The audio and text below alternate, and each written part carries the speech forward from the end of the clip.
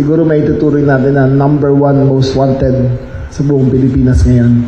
He is accused of killing maybe about 100 over 100 missing sa Bugueros. And he is considered armed and dangerous. Kahit sabihin na na-cancel ang kanyang firearms, si Atong po ay bumibiyahe nang hindi kumukulang ng 20 ang bodyguard lagi.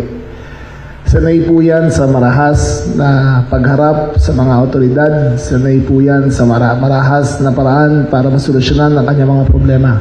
So we consider him armed and dangerous. Ibig sabihin, gagawin ng pulis ang lahat para proteksyonan ang sarili nila sa kakayahan ni Atong Ang. Si Atong Ang po ay ang manhunt po sa kanya ay buong 320,000 members ng PNP ay hahanapin siya sa buong Pilipinas.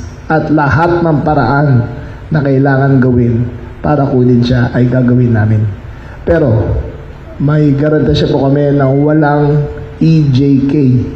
Wala pong extrajudicial killing na plano ang PNP.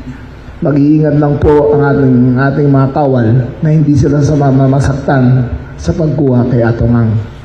Dagdag po dyan, ang DILG po ay maglalagay ng 10 milyong pisong patong para sa kanyang aresto.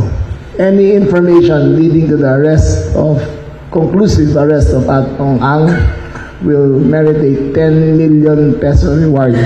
No questions asked. Basta ikaw yung nagbigay ng impormasyon leading directly to the arrest, ay 10 milyon ng reward para sa kanya.